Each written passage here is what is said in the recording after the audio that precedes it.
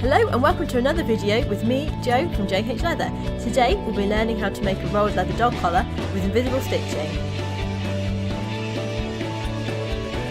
For this project you'll need a strip of leather, a buckle and a D-ring. Now depending on how wide you're going to taper your point to depends how wide your strip of leather needs to be. If you look at the chart on the left, it just shows you how wide a strip you need for the taper size that you would like to do. I'm doing a 5-inch taper on my dog collar, so I've got a 1-inch strip of leather. So first of all, we're going to be finding the best end of our leather. Once you've found the best ends of your leather, using your set square, just draw a line across. We're now going to mark out for our holes, so the first point is going to be 2 inches in from the end, and then mine's quite a big dog collar, so my holes are going to be 1 inch apart, and you want 5 holes.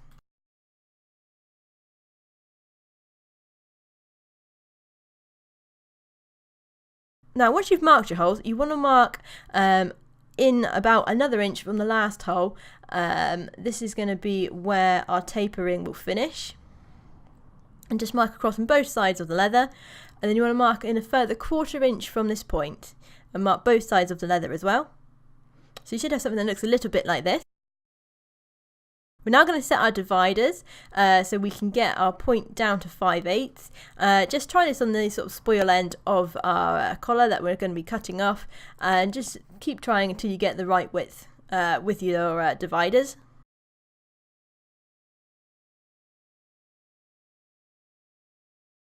Once you're happy you got the right width, just mark from your first mark down to the end of the collar. Just level these up with your set square, and then using a ruler just join your marks together from your 1/4 inch point to where your taper is. So you should have something that looks a little bit like this. We're now going to mark the overall length of our collar. So to do this, get your tape measure, and you want to put your overall length sort of on your centre point, your centre hole, and just mark the end with the tape measure across. Now we're not going to mark all the way across with this because we're going to do some splitting, so just mark just at either edge of your leather with your set square. Now leather will stretch when we split it, so I'm going to measure 4 inches in from that point just to put a mark on the other side for help when we're splitting. So you'll just put it on the edge and then transfer it to the flesh side of your leather. We're going to put another mark now at our 1 inch mark on our point end, and mark that across also. So this will be the points that we split between when we get to that point. So you want to set your splitting machine up, so we're using a little bit of scrap leather, just sort of hit and miss trial really till you get a thickness that you want. You want to take about 1/3 of the overall thickness off of your collar.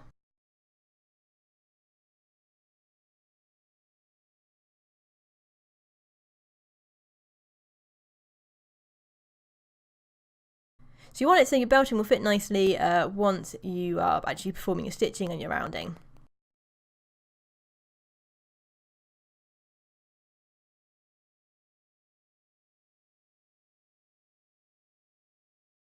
So once you're happy you've got your machine set right, you want to put your point end in first, and split from that mark that we've just put on to about an inch or so away from our second mark.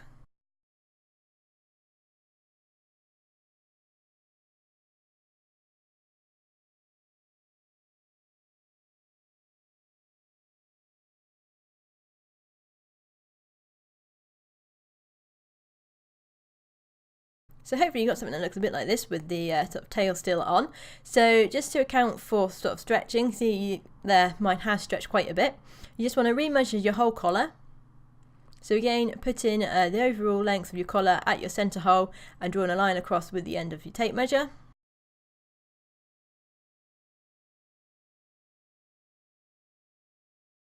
Now mine's stretched about 2 inches. It is a large collar, so it does stretch more than others. So you just got to be aware when you're doing this with rolling. You then want to mark your crew hole line, and then you want to mark 2 inches down from this, and then a 1/4 inch further down, and then the same 2 inches above your crew mark, and then another 1/4 inch, and then a 1 inch mark away from that. With your set square, draw a line across your 1 inch mark, and then even up with your set square all your other lines.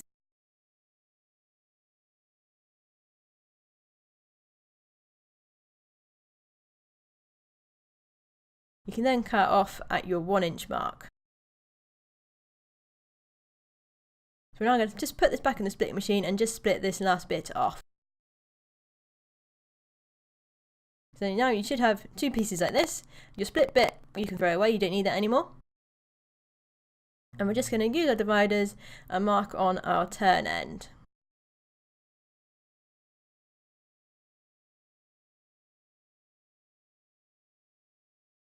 So level these up, and then with a ruler draw your little tapers as well.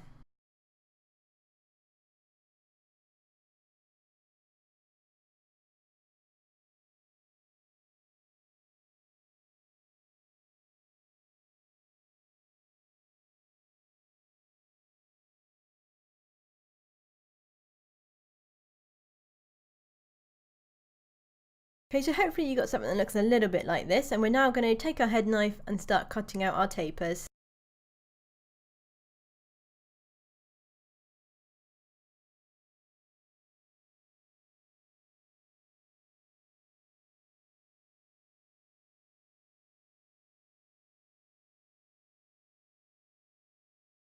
So you really want a sharp knife for this. It does make the job a whole lot easier if your knife is sharp.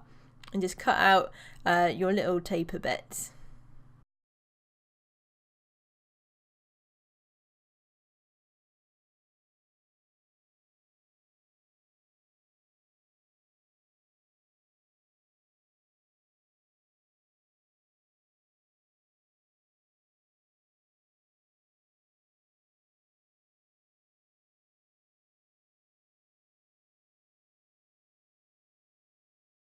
Okay, so on our point end, once we got that cut out, we just want to cut a little egg point on the end of it.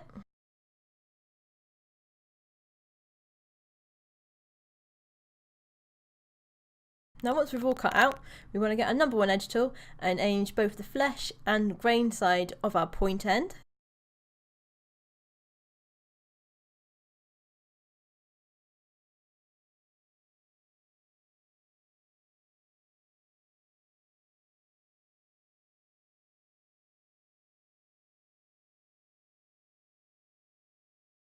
Okay, so once you've done that, you just want to edge the grain side of your turn. And once you've done that, we're just going to take these over and stain both the point and the turn end.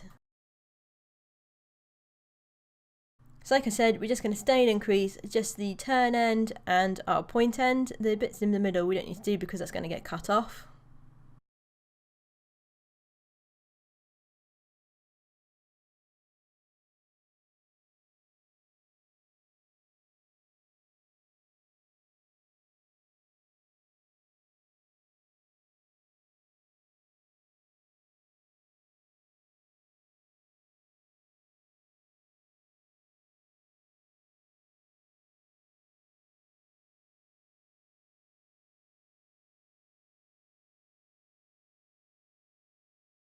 And we're just going to crease these bits as well.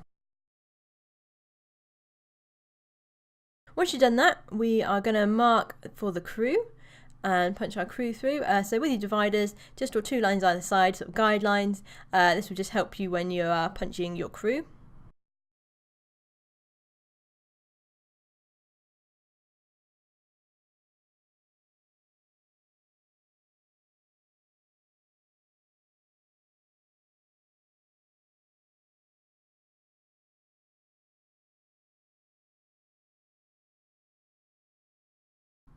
So once you punch your crew through, you want to get your number 6 edge tool and just take it back of the crew hole.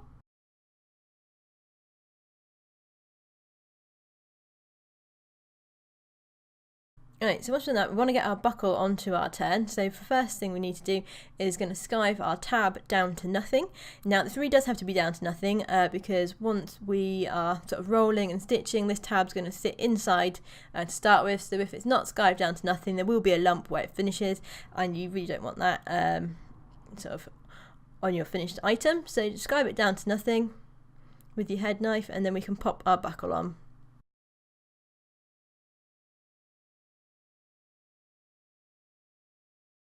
Right, so we can now put our buckle on, and we're going to mark for stitch marking. So you want to make the turn, so you might need to wet the turn just to make sure the leather doesn't crack.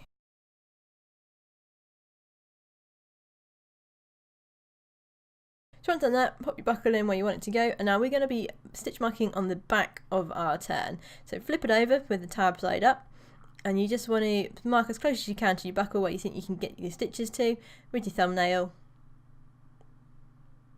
And take your buckle off and sort of level this up on the other side with your set square. We're now going to set our dividers to stitching, and we're just going to draw either side of our turn with our dividers.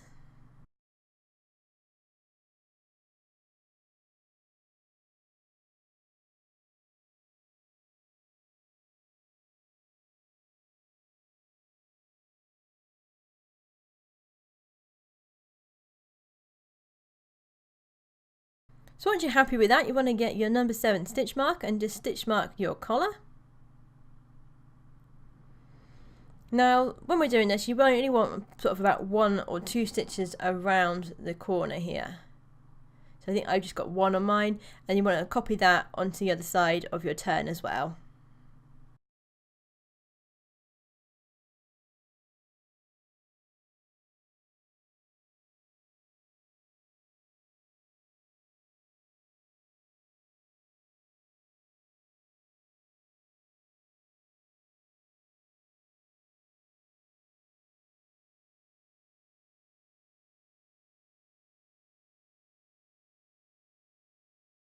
So once you've done that, you want to just fold your leather over, so you fold your turn and just mark where your last stitch mark is onto the front of your collar, and then just transfer this onto the other side with your set square. This is going to be where our invisible stitching is going to stop.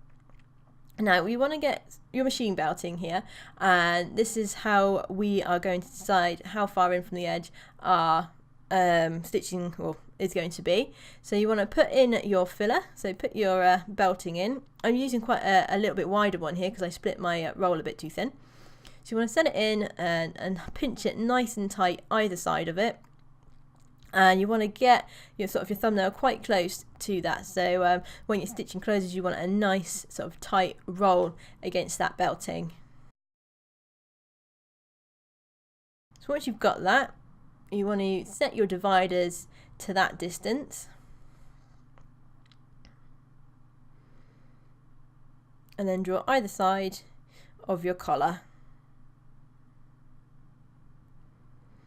So on your point end, you just want to go around the corner a little bit, just so that when you're stitching it will sort of tighten that end bit in.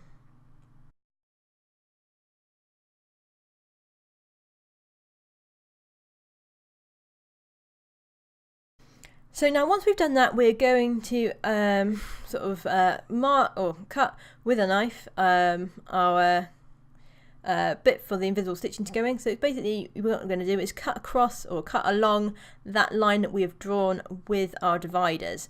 Now you need to put enough pressure on just to get a little bit of the way in for my leather. You don't want to cut too far in because it can cause a bit of weakness when you're stitching and your stitches can pull through, and you definitely don't want to cut all the way through because you're going to have to start this whole process again. So I can't really be more descriptive than that with it, I'm afraid. It's just you just want to score across that line and cut it in sort of just a little bit, so just the very end of your blade is going into the leather, and this is what our thread will sit in when we do our stitching.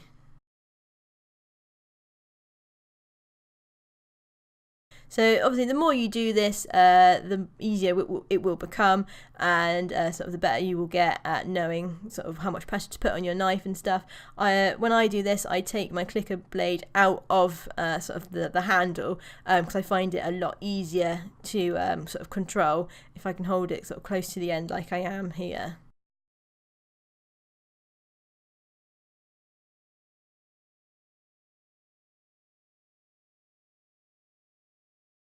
So once you've done that, you just want to get your awl and just sort of push it in up sort of where you did your lines to.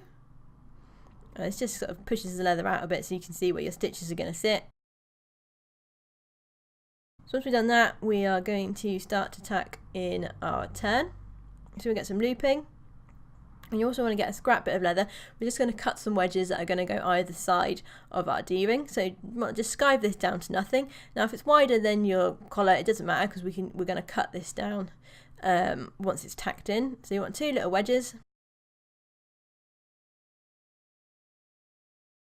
Like these. And then we're just going to sort of put our dog collar D-ring on and our buckle. So the first tack you want to put in, just put that in the last hole. It's just going to keep the tab down whilst we tack in the rest of our bits. So wrap your loop in around sort of your point end and just get the overall measurement that you'll need. Cut that off, and then this is going to be tacked in between the first and second stitch marks. You want it caught in the first stitch.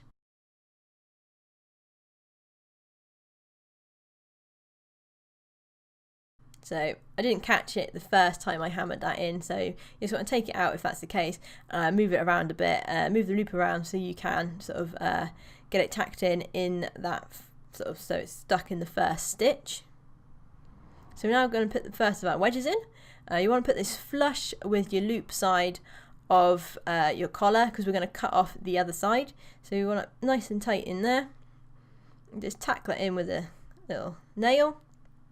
And then pop your one in on the other side of the D-ring, and again you want that nice and flush to the side of the leather, and tack that in with another tack that in with another tack.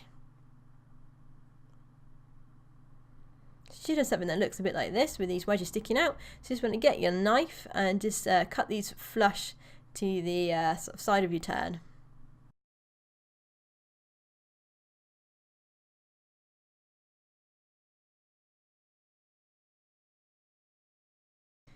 Right, so now once we've done that, we're going to stitch our turn.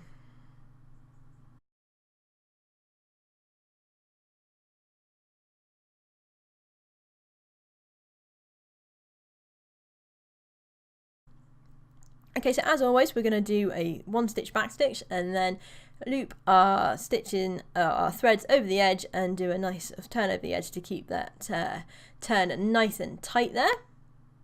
So once you're in your back stitch and you're over the edge stitch, you can just continue stitching your collar as normal.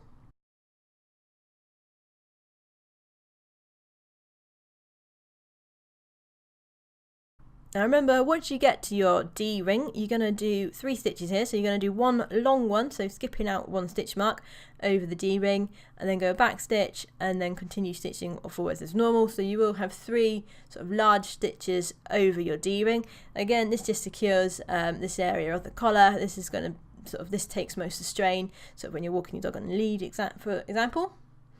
Once you've done that, just continue stitching the rest of your collar as normal.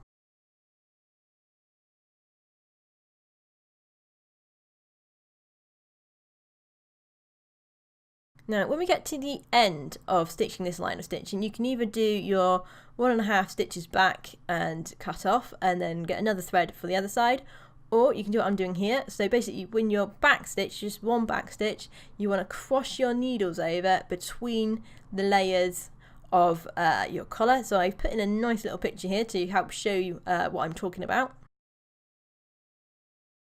So as you can see, the needles are coming between those layers, and that will make your back stitch. So once you've done that, pull your needles through and then push them through to the other side of your turn. And now here we're going to go into the second to last hole, and we'll just put our needles back through so they're in leather properly again. And then just do 1 back stitch and then continue stitching the rest of your collar as normal.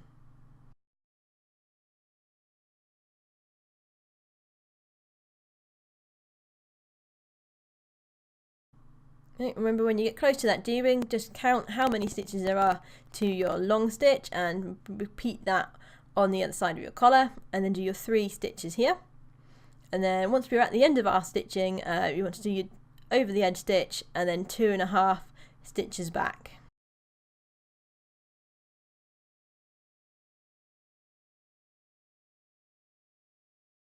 And once you've done that, you can just cut your threads off, and hopefully you will have something that looks a little bit like this.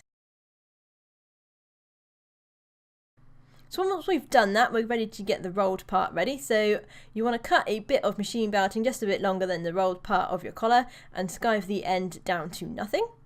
You also want to get some warm water in a little bowl ready, and with a sponge just wet down your split side of your collar. Now you don't want this water to be too hot because it can cause sort of problems, and if it's too cold it's not going to have the right effect.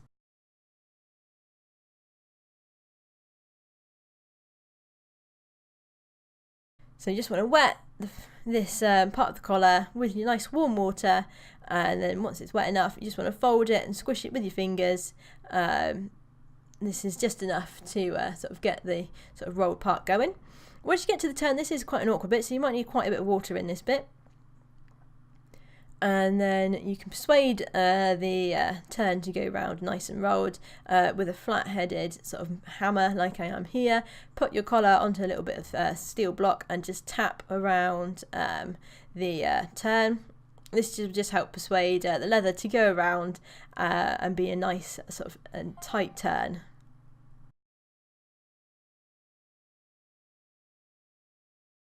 As you can see here, it's a lot tighter than when it was before I started hitting it with the hammer.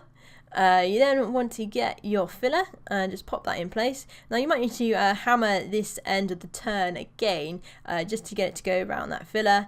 You can use your tack hammer for this as well if you don't have a flat-headed hammer. And once you've got that nice, you're now ready to stitch your invisible stitching. So again, we're going to double hand stitch this, and to start with you're going to do one back stitch as normal. You might need to hold your turn up just to make sure your tab stays in place, and you're going to all through from one sort of line that you've scored with your knife through to the other side, and this is how we're going to stitch in those lines, and your thread will sit down into the little groove that we cut and will become invisible. So you want to do one back stitch to start with. Now the first stitch is a bit fiddly, just getting through all those layers. You want to make sure you stitch through the tab as well and catch this tab sort of in sort of the first part of your rolling. This is going to keep your collar nice and strong in this area, and it's going to give a nice sort of graduated sort of taper down to the rest of your collar. So once you've got your first stitch in, you want to pull it nice and tight, and then you can continue stitching the rest of your collar as normal. Now this is obviously it's not stitch marked here, so you are sort of guessing how long to put your stitches. You don't want them too long because you won't get the sort of right amount of tension along your collar, and if they're too short you can pull them through the leather, which is not ideal. And you want to pull your stitches really tight, like really tight. The tighter you do it, the better the roll will be.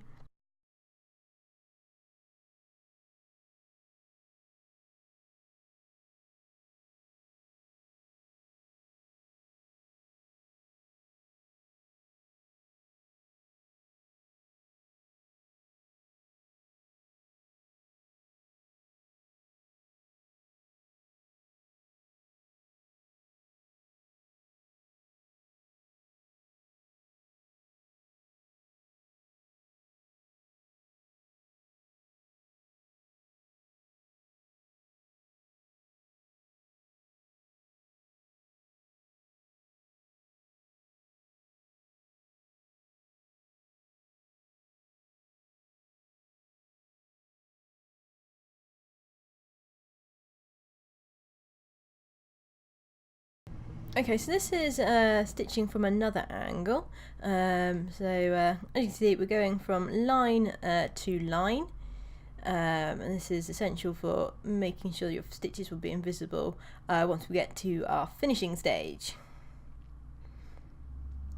Okay, so once we get close to the end of our stitching, about an inch to 2 inches away from the end, we're just going to take our collar out of the clams, and we're just going to cut off and skive down our machine belting. So if you mark with your nail sort of where you want it to go, you just want it so it sits inside that skived or that split section, and just with your nice knife skive it off to nothing. If you want to cut it straight first and then skive it, you can. So you want this scarf to nothing. If it doesn't the first time fit in, just skive a little bit more off, and you just want it to the very end just sits inside that line where we have split to. And then just finish stitching your collar as normal.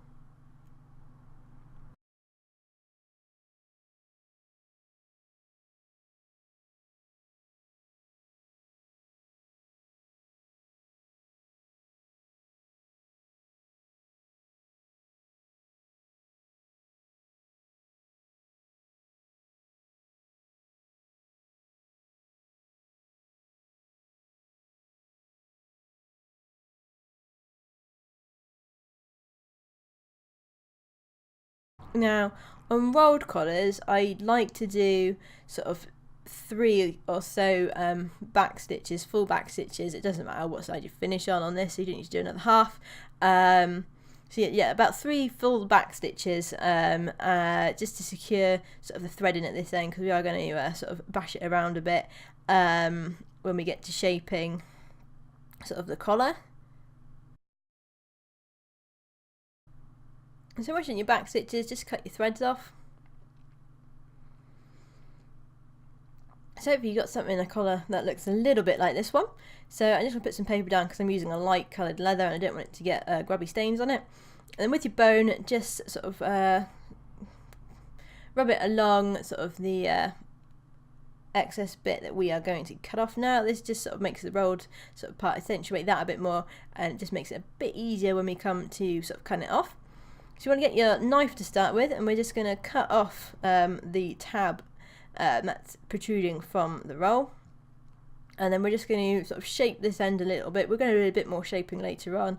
I just want to get it so it's nice and smooth on the corners. You don't really want any sharp bits on this. You want it so it's nice and smooth sort of all the way around, really. Remembering not to get too close to your stitches because you don't want to cut them. So once you've done that, you want to get your number 6 edge tool and just sort of groove it and cut it along sort of one side to start with of your sort of roll. And now you want to get this quite close to your stitches. Obviously you don't want to get them too close because you don't want to cut them, but if you the closer you can get to your stitches, the better the overall roll will be sort of at the end. So take your time with this. I've sped this up because it takes me a little bit of time, and I haven't cut it either, just so you can see all the bits that I'm going to do to it, and sort of get an idea as to what you will need to do to yours. So you want to do both sides of the roll to start with. Now this will be tapered. You have like a little sort of lump in the middle to start with, but that's fine. That's what we want because we're going to cut that down once we've finished getting this side done. So you want to get it as even and as level as possible. Like I said, the closer to your stitches you go, the better your roll will be. And so once you've done either side, you just want to go down the middle, taking off the lump, and then as you go you can just take off a little bit more either side, just to get sort of as close to your stitches as you can.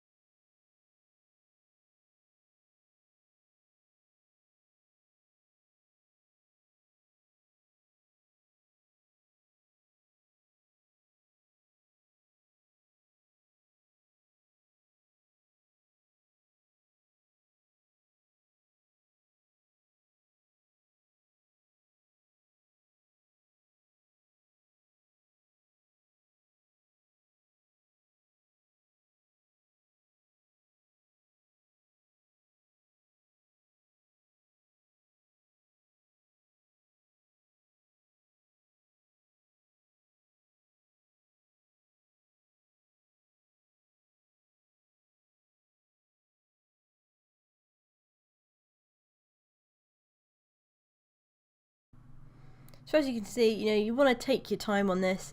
Like I said, I've kept the whole lot in so you can see all the bits that I do. You want to just get it so it's nice and level. Take all the time you need. Obviously, the more you do it, the better it will be, and the easier it will get for you. Once you're happy with your overall sort of rolled section, you just want to get your knife again and just sort of shape the point end, sort of the taper end down there. Again, you want this nice and smooth, you don't really want any sharp corners or anything on it. Once you've done that, you can then go and do a bit more shaping on the taper end, sort of with your buckle end. Again, you want this quite close to your stitches, but obviously not too close that you cut into them.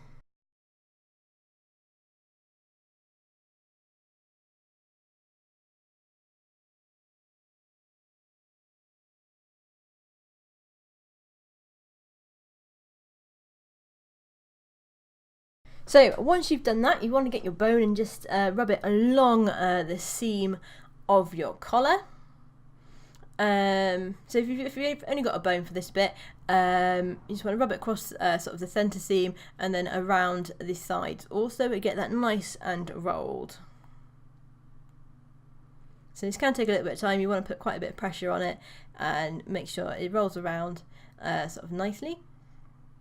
You also want to make sure you get your turn end nice and smooth as well.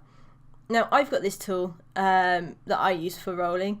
It's basically just as sort of a block with 2 notches cut out for different size rolls. So I'm going to use the smaller one, and you want to press this really hard into your collar. And as you can see, the bit that I've done already is looking a lot more rolled than with the bone alone. So you want to do this all the way along your collar, roll your collar around, do the sides, do the top, and get it so it's nice and rolled. Also at this point, if your collar has twisted a little bit whilst you've stitched, whilst it's still wet, you can sort of just gently sort of shape it back around so it's all nice and straight. And if you need to take anything else off with your edge tool, you can do as well. It's better to do this whilst it's wet.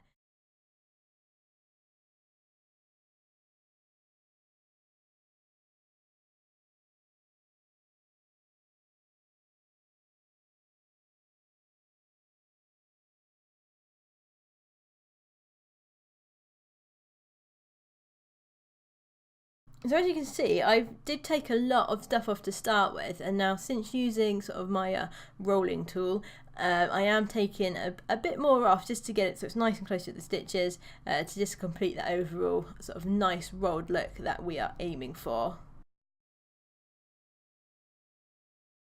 And again, doing a bit more shaping on our tapered ends.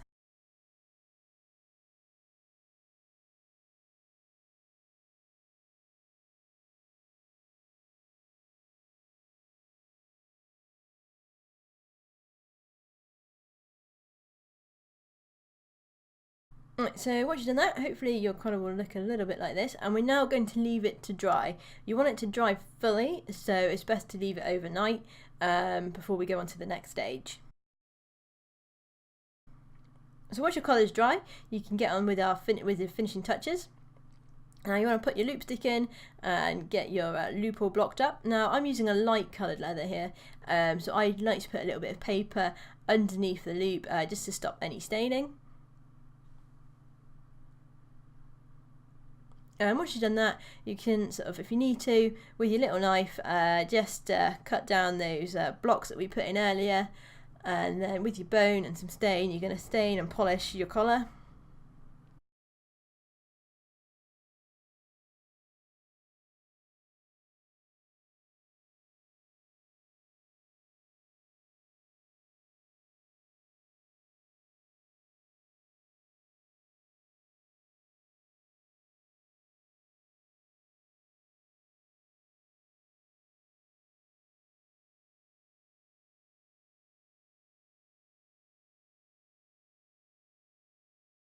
Just remember to put a little bit of stain in that end as well on your point end, just to cover up the split bit of leather from earlier.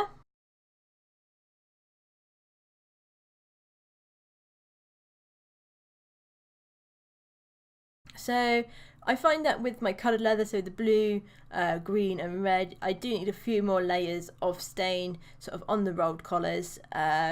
With sort of the blacks and stuff and browns, you should be alright with sort of maybe just one or two. So that's why I'm taking my time here, making sure that everything's covered and everything's nicely polished.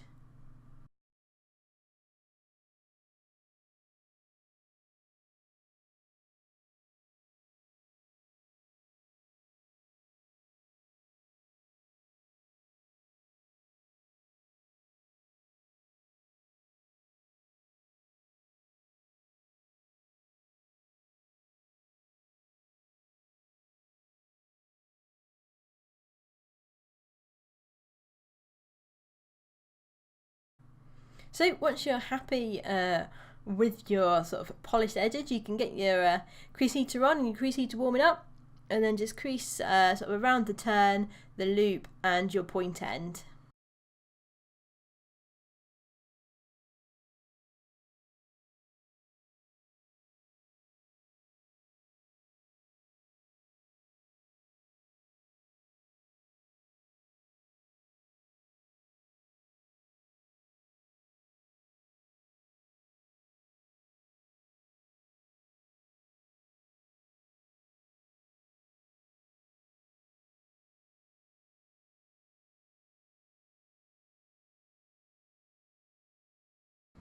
Right, so we're now just going to even up our points on our point end for our holes. So set your dividers to half sort of thickness and just even all those holes up, and then with your rotary punch you want to punch your 5 holes.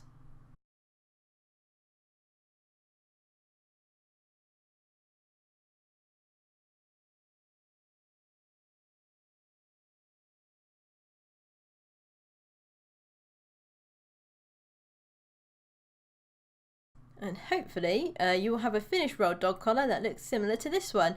Like I say, with rolling it does take a lot of practice, so the more you do the better you'll get and the easier you'll find it. If you do need any hints and tips or anything, please feel free to leave a comment in the comment section below or email me on info@jhleather.co.uk and I'll help you out as best as I can. Well, that's the end of this tutorial. Thank you very much for watching. If you liked the video, please click the thumbs up button and subscribe for more videos and tutorials. Thank you.